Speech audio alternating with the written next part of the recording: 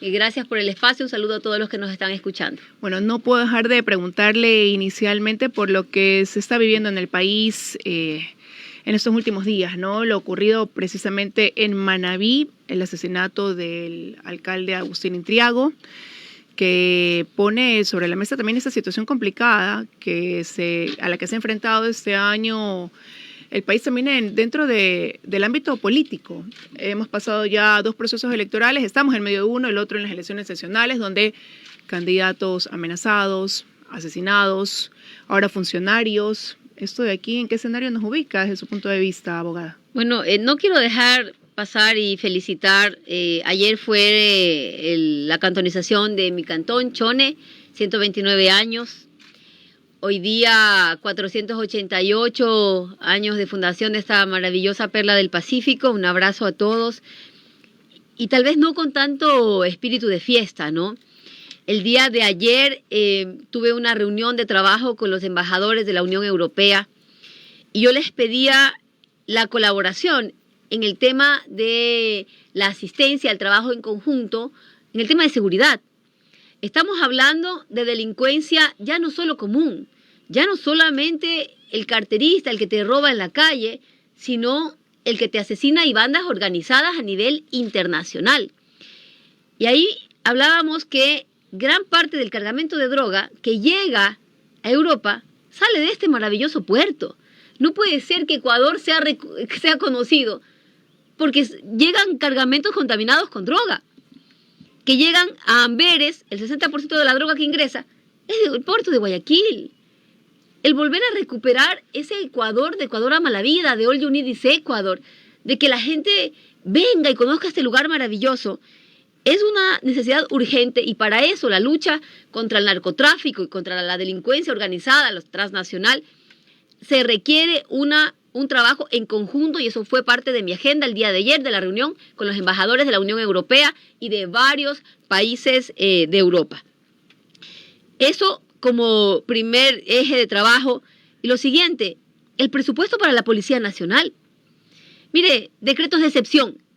Van 16 decretos de excepción, pero también van 16 políticos entre asesinados y agredidos. Solamente de mi partido político, en lo que va del año, un candidato a concejal en Manta, un candidato a alcalde de Puerto López, asesinados, previo a las elecciones. Un concejal en funciones, electo en este periodo, asesinado. Solo en mi partido político, 3 personas. De otros partidos políticos, lo mismo, 16 personas.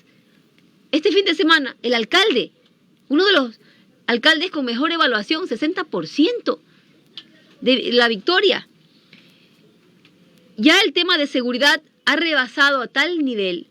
Matan fiscales, policías, políticos, autoridades en funciones. O los tienen amenazados. O los tienen amenazados por contratos. ¿Pero qué requieres aquí?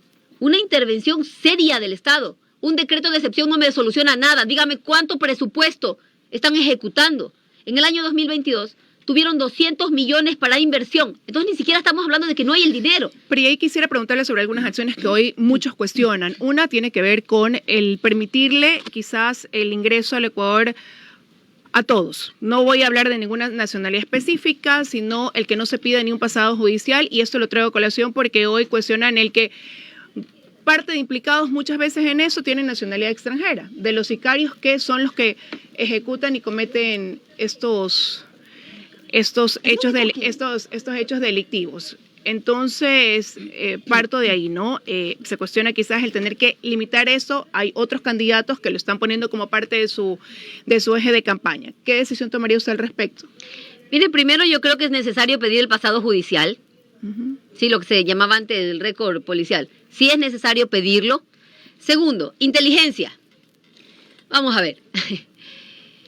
Que la SENAIN se dedique, en lugar de investigar y hacer ataques a Luisa González por ser la única mujer candidata, que se dedique a investigar a quienes ingresan al país, pues. Vamos, Albania. Estamos hablando de que los albaneses, la mafia albanesa, tiene tomado, no sé todavía, a ciertas instancias del gobierno nacional. Y eso es el informe León de Troya, ¿no? Es tan simple, investigue cuántos ingresaron al país. No creo que hayan ingresado 1 millón de albaneses. ¿Cuántos son hombres? ¿Cuántos son mujeres? ¿Cuántos son niños? Y empiece a hacerles el seguimiento y la investigación. Necesitamos tecnología de primera y necesitamos que la inteligencia, tanto del gobierno central como de las Fuerzas Armadas y de la policía, funcionen en conjunto e investiguen las redes de narcotráfico, las redes de delincuencia. Eso junto con el pedir requisitos. Pero ya el tema no pasa solamente por quién ingresa o no al país. Pasa por qué medidas estamos tomando como Estado para combatir esa delincuencia. La Policía Nacional asignan 1.600 efectivos a Guayas. Sí, pero los policías no tienen dónde dormir ni qué comer. Y le están pidiendo a la empresa privada y a los municipios y a las prefecturas que por favor den poniendo un colchón, les den el almuerzo y les den donde dormir. ¿Usted cree que un policía que no sabe siquiera si va a comer tiene equipamiento, dotación, combustible, balas, las municiones? ¿Tienen el equipo? No lo tienen. Entonces vamos a empezar por el fortalecimiento de la Policía Nacional. Primero. Segundo, el trabajo coordinado. Aquí no solamente puede ser la Policía Nacional. Aquí tiene que ser policía, tiene que ser Fuerzas Armadas, tienen que trabajar en conjunto, de forma coordinada. Para eso teníamos los ministerios coordinadores. Inteligencia, EQ 911. Y ojo, 50% de las cámaras del EQ 911 están dañadas. El contrato es con mantenimiento, no le están dando el mantenimiento. ¿Usted cree que es casual que no le den el mantenimiento? No, señores. La delincuencia tiene tomada a las instancias del gobierno. ¿Dónde está la investigación de los narcos generales? Señora fiscal Diana Salazar, ¿dónde está la investigación de los narcos generales? ¿Por qué no ha avanzado? Estamos hablando de que la delincuencia organizada tiene tomado gobierno, bueno, ciertas personas del gobierno, Fuerzas Armadas y Policía Nacional. Ahora, hay cifras que dicen que esto de aquí ha comenzado a tener su escalada ya hace algunos años atrás. Tuvo un gran crecimiento después de la pandemia del COVID-19, que eso de aquí no se crea de la noche a la mañana, ¿no? Que es un proceso para explotar en lo que tenemos hoy. Ante eso de ahí, también quiero preguntarle a usted, abogada González, dentro de su decisión en materia de seguridad, ¿va a mantener la cooperación de Estados Unidos? Hoy el gobierno de Ecuador ha firmado un memorando de entendimiento con ese país, que es sí a largo plazo, a 7 años, pero donde se habla de capacitación, de intercambio de información, de recibir recursos, no en materia económica, sino más bien armamento quizás, tecnología quizás, dentro de lo que se menciona como recursos. En caso de llegar a la presidencia, ¿lo mantendría? Tendría que revisar qué exactamente contiene el convenio y en todo lo que se pueda trabajar en conjunto por seguridad, siendo que las decisiones las voy a tomar yo como presidente de la República, siendo que yo voy a orientar la política de seguridad. No me la van a dar orientando, porque nosotros somos capaces de liderar los procesos de seguridad del país. Pues vamos a ver en qué se puede trabajar en conjunto. Asimismo, como me reuní con los embajadores de la Unión Europea, pues hay que revisar con Estados Unidos cómo podemos fortalecer la seguridad en el país. Y ojo, quiero dejar esto en claro. Ecuador tenía una tasa de 17 homicidios por 100.000 habitantes con la base de Manta, es decir, con los militares de Estados Unidos en el país. Sin la base de Manta, pero con políticas de fortalecer la institucionalidad, la fuerza pública, y bajar los índices de pobreza, bajamos la tasa de 17 a 5 muertes violentas por 100.000 habitantes. Es decir, aquí sí podemos nosotros combatir a la delincuencia y reducir los índices de violencia con capacidad y con liderazgo y con trabajo coordinado. Usted decía, Liz, el inicio viene esto arrastrándose desde la pandemia. Por supuesto, cuando aumentas pobreza, cuando aumentas desempleo, aumentas violencia y delincuencia. Entonces las causas generadoras de esa violencia y de esa delincuencia están en la pobreza. Y vamos a ver, vamos por nuestros jóvenes. Estamos escuchando que hay escuelas de sicarios, de niños sicarios. Necesitamos devolver a nuestros niños a las aulas de clase. Tenemos CIBEBES, tenemos las unidades educativas del Milenio que están abandonadas. Vamos a rehabilitar las unidades educativas del Milenio, a contratar los maestros y que nuestros niños vuelvan a las aulas de clase, dándoles el uniforme, los útiles, porque los padres que ahorita mismo no tienen empleo y tienen que pagar de 3, 4 niños uniformes, mejor no los envían a las escuelas, pues. Tienen que comprar textos infantiles. Literalmente lo digo, porque eso es lo que está pasando. No los van a mandar porque son 4 niños. Vamos a asumir ese rol que ya lo tuvimos en la Revolución Ciudadana. Lo siguiente, nuestros jóvenes. Desde la pandemia, muchos jóvenes se quedaron fuera del sistema educativo. Muchos no lograron acabar el bachillerato. Al no acabar el bachillerato, al verse con 18, 19, 20 años, ya se encuentran como perdidos, ¿no? Y dicen, a las aulas de clase no voy a volver porque ya estoy como muy viejo para volver a la aula de clase con chicos de 15. La solución para esos jóvenes, vamos a hacer el bachillerato acelerado para que usted, joven que me está escuchando y que no alcanzó a graduarse del colegio, pueda obtener su título de bachiller y pueda involucrarse en un sector formal de educación y laboral también, porque siempre te piden el título de bachiller. Pero regresando nuevamente a la prueba de ser bachiller, nuevamente a que sea por puntajes, a que no tenga la opción de elegir qué estudiar, sino a donde haya cupos y acorde al porcentaje que ellos saquen. Ahí estamos hablando primero de convertir en bachiller a nuestros jóvenes que no han logrado tener su bachillerato. ¿Y luego la universidad? Ya, luego, una vez que logremos que estos chicos también, todo va a la par, ¿no? La universidad. Hay que nivelarlos, ver el nivel educativo y hacer esto, se puede hacer en línea, nivelar a nuestros jóvenes en sus conocimientos. Habrá que hacer grandes talleres y cursos de nivelación, primero. Segundo, aquí puedes pasar todos los exámenes que tú quieras, pero es que no hay el presupuesto en educación. Redujeron el presupuesto a las universidades públicas y con eso, por más que tú quieras hacer que entren todos libremente, no entran, porque no hay el presupuesto. Tuvieron que reducir aulas de clases, cátedras y catedráticos, profesores que ya no pudieron ser contratados. Es decir, por más que tú digas, hoy ingresan todos, no pueden. Mire, cuando yo empecé la universidad, en la Universidad Central en Quito, a la cual le quitaron 9 millones de presupuesto, éramos 115 compañeros en el aula. Teníamos que recibir las clases de pie. Esas no son ¿Cómo logras aprender si tu clase ni siquiera logras escuchar porque eran unos canchones? Pero entrábamos 115 y de pie. Y a las 5 de la mañana tenías que madrugar a coger puesto. En esas condiciones no se puede volver a la universidad. Devolver el presupuesto, las carreras, vamos a abrir carreras en línea. ¿Por qué? Hay jóvenes que no pueden ir a la universidad físicamente en la mañana porque quizás están haciendo alguna actividad de trabajo, quizás están cuidando a sus hermanos en la casa mientras los padres salen a trabajar y tienen oportunidad de estudiar en la tarde. Pero en la tarde, por el nivel de delincuencia, tampoco pueden salir a estudiar y tal vez eso nos afecta más a nosotras las mujeres, que somos víctimas de violencia sexual incluso, ¿no? Y dices, no puedo salir a estudiar.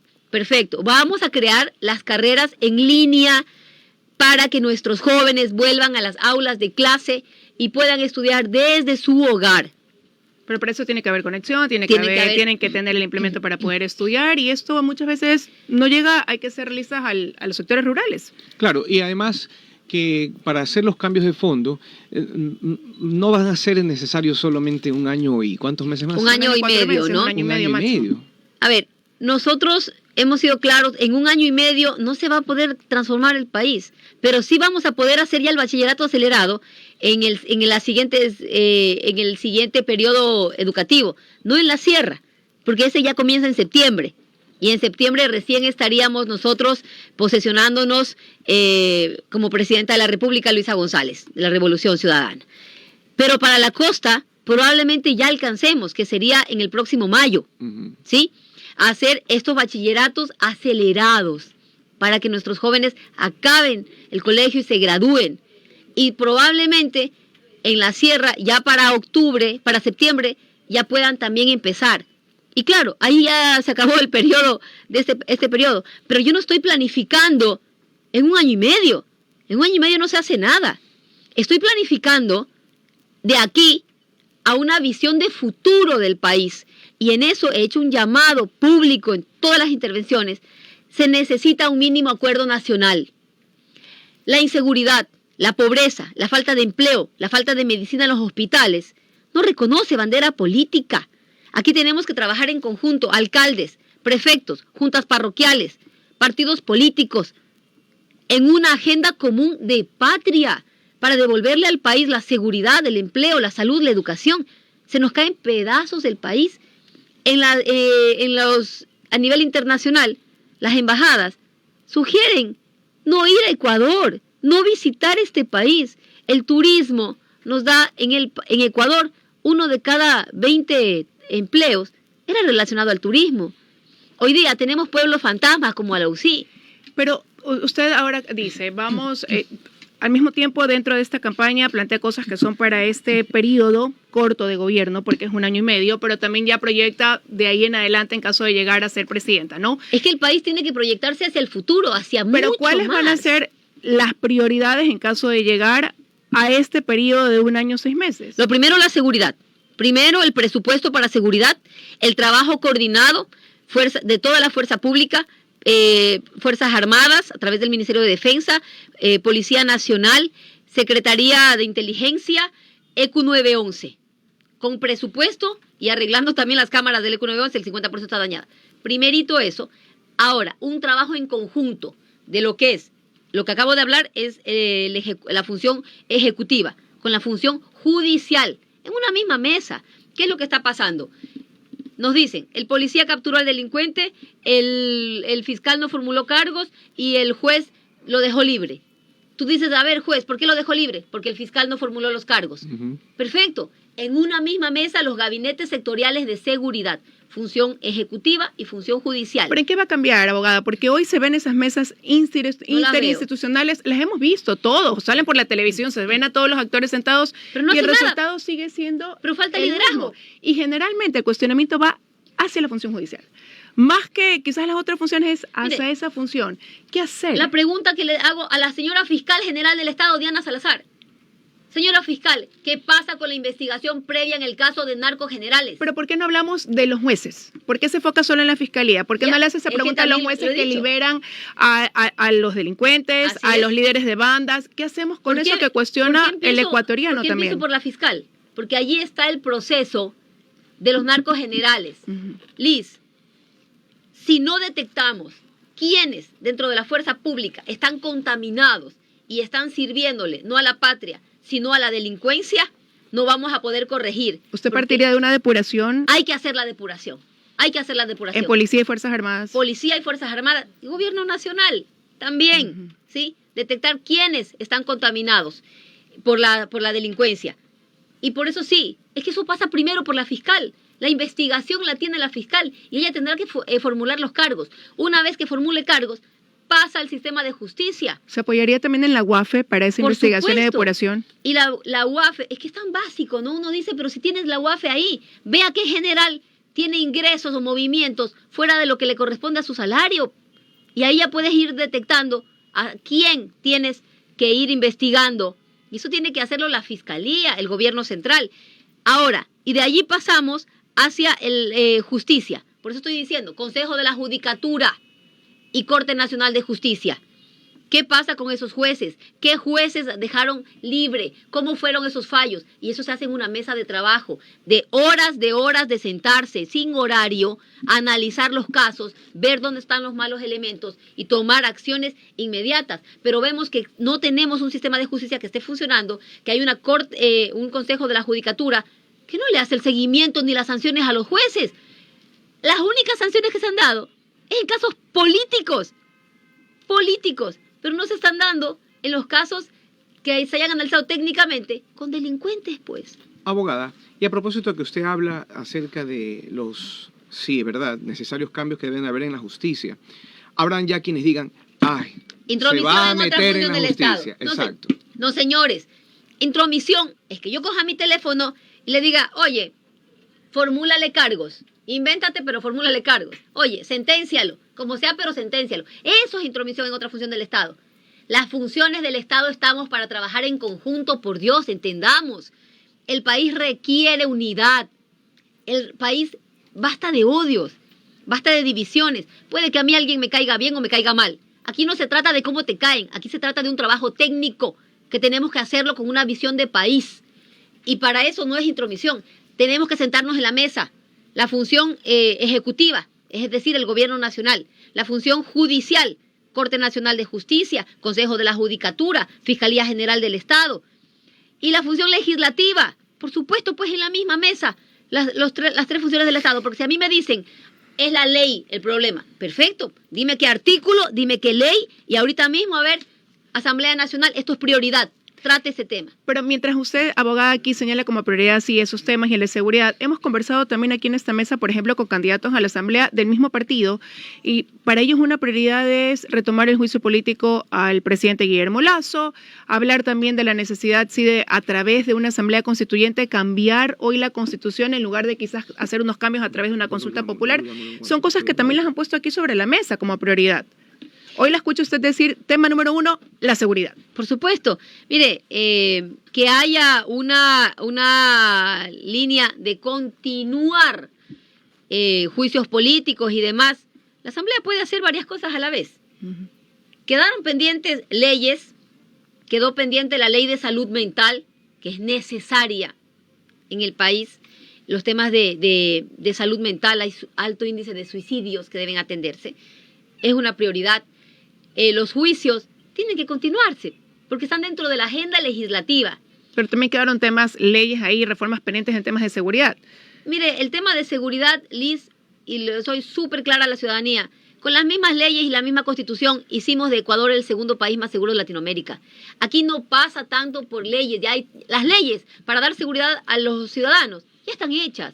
Aquí el tema es liderazgo y control del país, como primera cosa. Y segunda, presupuesto.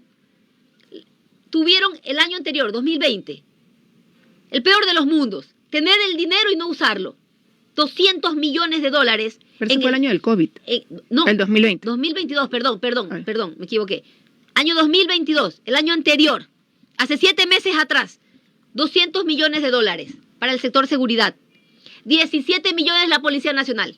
¿Saben cuánto ejecutó la Policía Nacional? Cero. Inútiles e indolentes, y perdón que lo diga así, porque es que nos matan.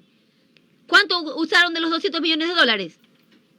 30%, es decir, 60, y devolvieron 140 millones a las arcas del Estado. O sea, tienen el dinero y no lo están utilizando. No planifican. Ya, o planifican mal, o, lo que es peor, no les interesa. ¿Por qué?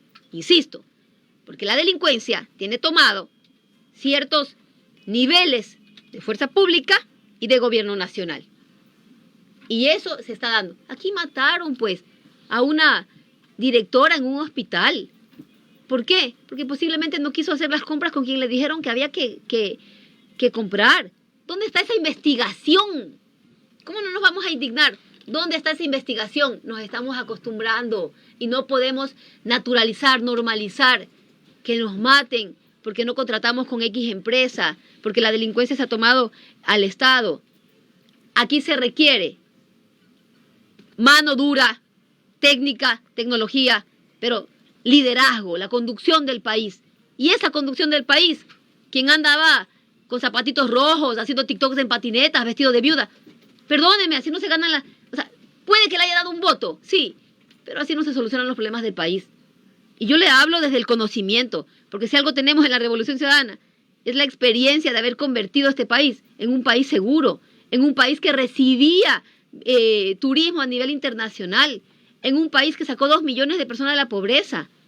Y yo no le hablo como Luisa González nomás, yo vengo con un equipo de trabajo. Ahora, pero en aquel entonces también, abogada, no teníamos el nivel de operación narcodelictiva que tiene el país ahora. Pero ¿no? Porque se han tomado era otro pero porque tiempo. se han tomado las instituciones del Estado. Por eso insisto tanto en la investigación de los narcos generales. ¿Quién dirige a la Policía Nacional? Los generales, pues. No lo dirige el cabo. No, las decisiones no las toma el cabo, el sargento, o el mayor o el capitán. Las decisiones las toman los generales, señores. Y si me hablan de narcos generales, con razón, pues no ejecutan el presupuesto en seguridad. Ahora, abogada, un tema en el que yo insisto mucho, porque he vivido y he sido testigo de la situación desastrosa que atraviesan los pacientes y los enfermos incurables. Sí. No hay forma de que las arcas de las farmacias de nuestros hospitales puedan estar abastecidas. No parecería que no hay un esquema, que no es imposible. Prácticamente es imposible. No hay forma porque no les da la gana. Y perdón, yo fui parte de la Comisión de Salud de la Asamblea Nacional y llamé 500.000 veces a las autoridades para que den respuesta a los problemas de salud. Se nos mueren los niños con cáncer, porque primero, no hay un médico que lo atienda y le diagnostique a tiempo. El cáncer no espera dos días, el cáncer no espera horas, es inmediato. Cuando les diagnosticaban, ya estaba avanzado. Pero cuando ya les diagnosticaban avanzado, no había las medicinas. Y hay un pronunciamiento de la CIDH, y si eso no nos mueve el corazón como país, ya desaparezcamos. ¿Para qué está el Estado? ¿Qué vamos a hacer? ¿Vamos a poner un policía en cada farmacia? No. ¿Cuál es la fórmula? Mire, nos hacen el problema para vendernos la solución. Y le insisto, una cosa es manejar el sector público y otra cosa es manejar el sector privado. Belleza, usted sabe manejar una empresa, aumentar el rendimiento de su empresa. ¡Qué bien! Pero resulta que el Estado no se maneja en base a rendimientos económicos, se maneja en base a derechos garantizados. Y el derecho a la vida es lo primero que debe proteger el Estado. Es increíble que en un país se te muera un ser amado en tus brazos por pobre. Eso no pasa en Europa. No te pueden negar el derecho a la salud, porque es negarte la vida, es mandarte a morir. ¿Ya? Y que tú como madre veas que tu hijo se te muere en tus brazos. O como hijo, ver que tus padres se te mueren en tus brazos porque no hay medicinas y no hay médicos. Es lo peor que nos puede estar pasando. Luego de la seguridad. Mire, todo tiene una lógica. Y que me escuchen clarito las personas que me están escuchando. El presidente de la República contrata un asesor ad honorem. Y uno dice, mira, tan buena gente esta persona, ¿no? En temas de salud, no va a cobrar sueldo. Eso es, qué patriota, no va a cobrar sueldo. Pues el señor Cueva, asesor ad honorem en temas de salud, no cobraba sueldo, pero tenía incidencia sobre la política pública. ¿Qué incidencia? Nos causaron el problema, nos dejaron sin medicinas en los hospitales, pudiendo hacer las compras públicas desde el CERCOP y comprar y abastecer a las farmacias de los hospitales con la medicina. Pero dejan que se desabastezca. Una vez que nosotros como ciudadanos, ¿ya? Y yo soy usuaria del sistema de salud público porque no tengo seguro privado, una vez que tú como ciudadano dices, Dios mío, quiero la medicina, hagan lo que sea, pero denme medicina. Eso dices, ¿no? Pues ellos vienen con la solución. Ya nos causaron el problema, ahora vienen con la solución. Privatizar las farmacias. Belleza, privatizan la farmacia, el costo de la medicina es más alto, porque no es lo mismo comprar una paracetamol que comprar 1 millón de paracetamol, donde por la cantidad bajas el precio. Entonces, privatizan las farmacias, el grupo más beneficiado de la venta de las medicinas con las farmacias privatizadas es el grupo DIFARE, del asesor ad honorem del presidente de la República. Belleza. Nos causaron el problema para vendernos la solución. La solución es volver a la compra pública centralizada. Lo voy a hacer cuando asuma la presidencia de la República a través del CERCOP. Veremos si hay que cambiar alguna normativa. Le pedí la comparecencia en la Asamblea Nacional y la directora del CERCOP, la señora María Sara Gijón, que era cuota de la Izquierda Democrática, ex candidata a la vicepresidencia con el señor Hervas, me dijo, hay que cambiar las leyes. Ah, perfecto, señora, bienvenida, está en el lugar adecuado. Asamblea Nacional, me presento. Dígame qué leyes, inmediatamente pido la reforma de las leyes. Se puso ahí a consultar a los asesores. No, me dice, no es leyes, son reglamentos. Eso les corresponde a ustedes. Cambien y compren las medicinas y pónganos las medicinas en los hospitales. En el año 2021 ofreció, ¿qué fue? Para agosto era, ¿no? Que iba a tener 100% el abastecimiento. Nunca lo lograron. 2 años, porque no les daba la gana, porque su objetivo era privatizar las farmacias. Segunda cosa, los médicos. Mire, el peor de los mundos. El personal de salud en el desempleo. Y nosotros necesitando un médico. Lo más rápido que atendieron a una persona que tuvo un accidente en el hospital de Chone para una fractura de cadera fue 2 semanas. 2 semanas. El hueso ya se suelda. 2 semanas, cuando eso es urgente, inmediato. Vamos a volver a contratar al personal de salud necesario. Y una vez más, nos hacen el problema para vendernos la solución. ¿Cuál es la solución? Derivar. Sí, porque derivar los a las doctores, clínicas privadas. los médicos, y se aumenta el costo, ¿no? Que ahí se nos va el recurso, ¿no? se han preparado y son bagaje en cuestión medicinal, están cruzados de brazos, no pueden ni siquiera cerrar una herida pequeña porque no tienen el hilo. El hilo de sutura, y es que ahí está el negocio. A ver, yo no me voy en contra de la derivación a las clínicas privadas, pero eso tiene que ser la excepción. Es decir, mientras yo no puedo atender a un ciudadano y le tengo que garantizar la vida, lo voy a derivar, pero eso es la excepción. ¿Qué es más barato? ¿Derivar o contratar el médico, comprar el hilo de sutura? Obviamente, pues que contratar el médico y comprar el hilo de sutura. Pero no. ¿Por qué? Porque ya hay acuerdos de derivación a ciertas clínicas, no a todas. Mire cómo han crecido las clínicas. Mire cómo ha proliferado el número de clínicas y cómo han crecido también muchas clínicas, porque todo va para allá. Pero mientras tanto nosotros no tenemos quien nos atienda en el sistema de salud público. Abogada, y lo que estamos hablando de mafias institucionalizadas. Mafias. ¿Por qué murió la directora? Qué raro, ¿no? Una directora que tenía que hacer las compras públicas. Pero lo del IES es un tema que viene desde hace muchos años atrás. Lo que usted menciona, la directora es del IES, y esto viene es un problema no de ahora, es un problema de hace muchos años atrás. Son mafias institucionalizadas. Lo que usted acaba de mencionar de la externalización de farmacias, ¿lo dice por deducción o tiene las pruebas que hablen de esto? Pero por supuesto, pues, yo pedí el juicio político a la ministra de Salud, la doctora Jimena Garzón. Jimena Garzón. Porque teníamos yo vine los 2 años de mi periodo trabajando en el tema de salud. Y ahí estaba como ese proyecto, como pedí sentar en la mesa, CERCOP, para que compren las medicinas, Ministerio de Salud, Ministerio de Finanzas. Si no es tan difícil de organizar el Estado. Usted tiene que poner en la misma mesa CERCOP, Ministerio de Salud, Ministerio de Finanzas. Señores, presupuesto, sistema de compras, cuadro de medicinas. Y cada uno se echaba la pelotita al otro. Yo le decía, pero si ustedes pertenecen al mismo... Ahora, pero ese sistema de compras públicas que resulta ser también la barrera en muchos procedimientos, no solamente en la adquisición de medicinas, nosotros lo compramos y teníamos abastecido. Pero también ahí entraba en cuestionamiento, por ejemplo, cuando había alguna emergencia, el recurrir a eso, a la emergencia constantemente, que después era un objeto de Contraloría, y es a lo que hoy muchos le temen, el abuso de ese recurso, ¿no? De adquiramos por emergencia.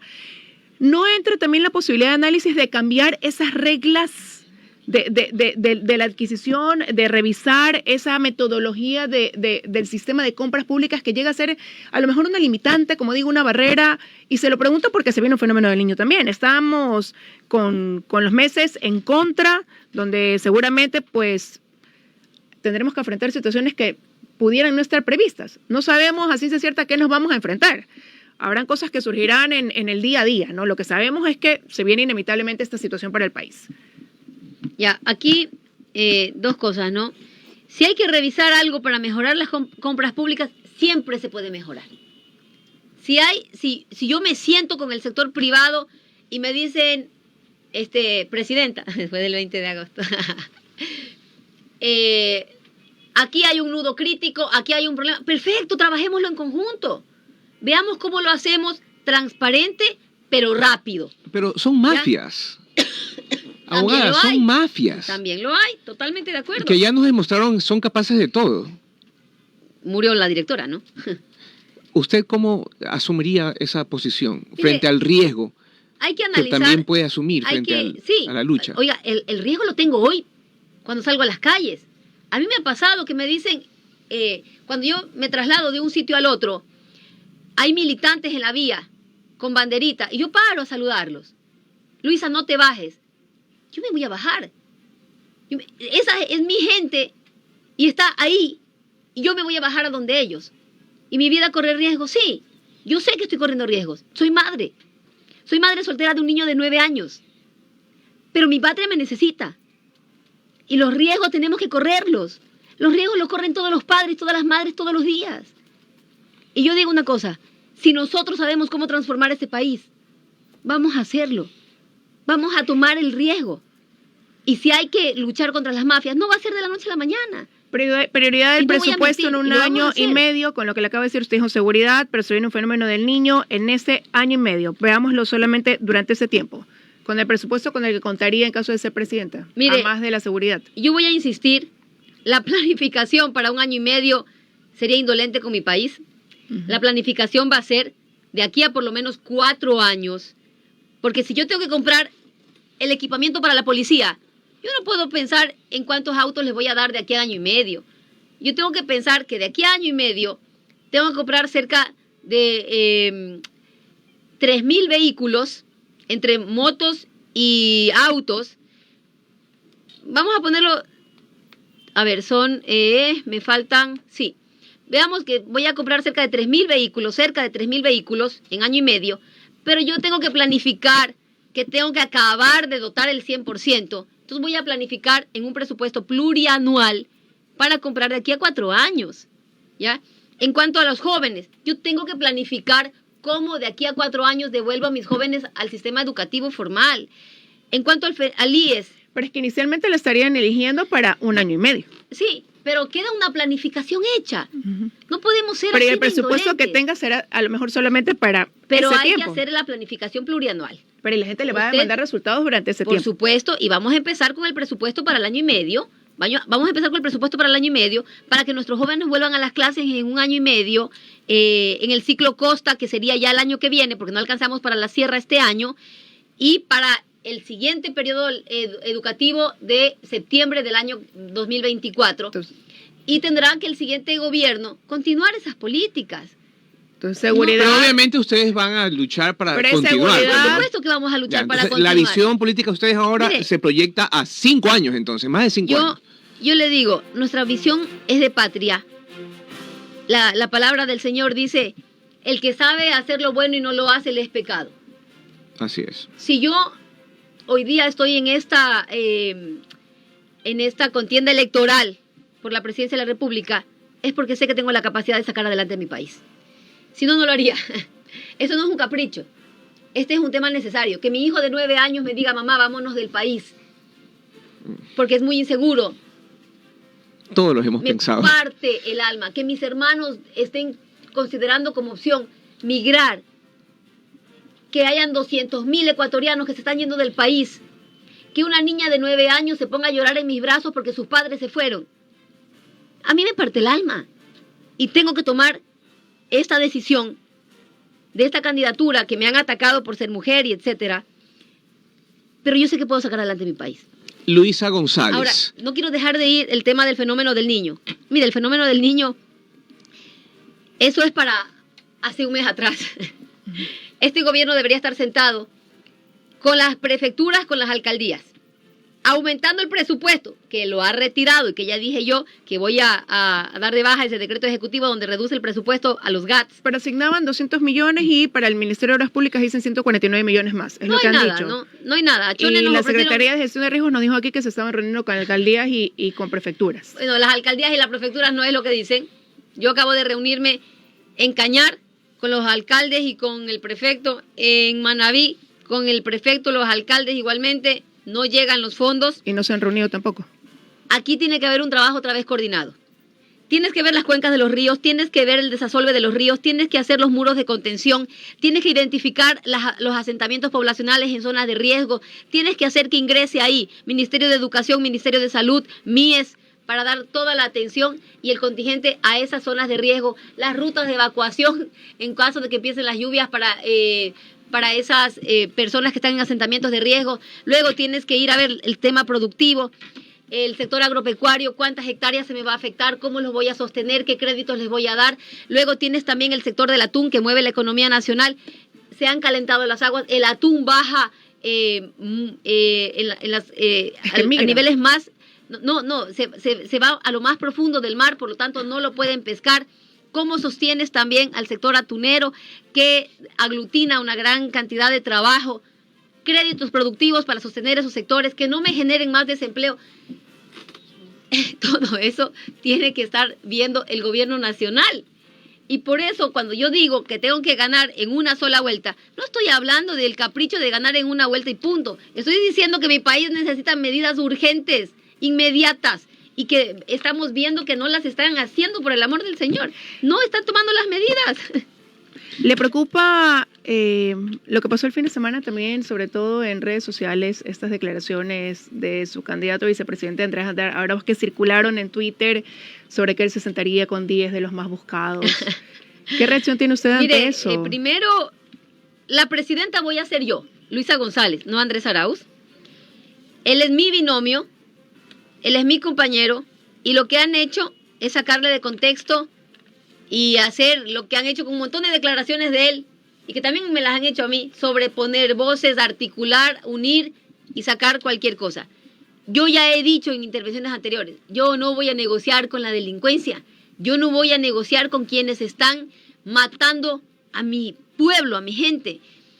Y sobre todo, si son los 10 más buscados, apenas lo sientes, tienen que ir presos, pues. Son buscados. Lo primero es a las rejas. Lo digo claramente. No se negocia con la delincuencia.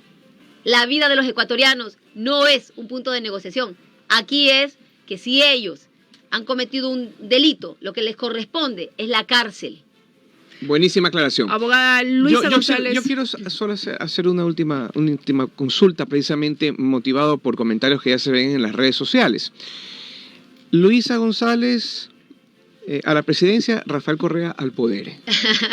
¿Cómo le suena a usted esa su posición? A mí me han atacado tanto, ¿no? Me han atacado por ser mujer, me han atacado por ser madre soltera, me han atacado por mi condición de mujer y de madre. Y yo les digo, cuando atacan a Luisa González, no me atacan a mí, atacan el sueño y la ilusión de millones de mujeres en el mundo, de jovencitas que hoy se están preparando, que están estudiando y formándose fuertemente, luchando por ser las mejores de su aula de clase, para mañana ser las futuras líderes de multinacionales, de transnacionales, de grandes empresas, llegar a ser la gerenta general, llegar a ser las CEO de una compañía, llegar a ser las próximas presidentas de la República, diputadas, asambleístas, alcaldes, prefectas. Y que mañana muchas de esas mujeres van a decir no, porque me van a decir que yo llegué hasta ahí por ser una sumisa, porque no soy capaz, porque me acosté, porque perdón, tengo que decir cómo es, porque me acosté con el jefe, porque me acosté con el accionista, y por precautelar mi honor, que es el honor de mi familia, como mujer, mejor no avanzo, me quedo hasta aquí. Así es como afectan a las mujeres al atacar a Luisa González por pertenecer a la Revolución Ciudadana y ser candidata a la presidencia de la República. Y por eso mi lucha es con más fuerza, y por eso les respondo, con más fuerza. Y ahí, la libertad de expresión, el señor Andrés López, qué comentario más bajo y más cobarde, que se lanzó en contra mía. Soy una mujer que me he formado a nivel profesional, académico y técnico, y que llevo 10 años de experiencia en el gobierno de la Revolución Ciudadana, que he sido asambleísta. ¿Qué más necesita el señor Páez para que yo reúna los requisitos para ser presidenta de la República? Perdón, Andrés López, que bueno, que van por ahí mismo. Cuando me dicen Rafael Correa a la presidencia, mire, él es el líder de la Revolución Ciudadana, por supuesto que lo es. Es un expresidente que es contratado por otros países para que les asesore. No lo voy a hacer yo, por supuesto que lo voy a hacer. Y lo dije y se lo propuse, yo lo había dicho públicamente y nunca se lo había propuesto a él. Y en un podcast que grabamos juntos, al final del podcast yo le pregunto, presidente, le quiero hacer una pregunta. ¿Usted acepta ser mi asesor como presidenta de la República, Luisa González? Y ahí él lo coge un poco en curva y duda así un poco y me dice, ¿qué? Como que le cogí de sorpresa. Y aceptó ser mi asesor. Por supuesto que lo voy a tener de asesor a Rafael Correa, que no puede ser enrolado legalmente, ¿no? Por las causas judiciales, pero a través de Zoom trabajaremos. Su asesoría va a ser fundamental. Yo no estoy para experimentar. Y le dije una vez, ¿a quién quiere que contrate? ¿A Dajic? ¿A Walter Spurrier? ¿Cuál es su experiencia? Ninguna. Yo sí le puedo decir que Rafael Correa tiene la experiencia de haber sido el presidente mejor evaluado de la historia, con 2 millones de personas que salieron de la pobreza, con un Ecuador que fue el segundo país más seguro de Latinoamérica, la segunda red vial mejor de Latinoamérica. Obviamente va a ser mi asesor, va a estar a mi lado como asesor, como habrán otros asesores también.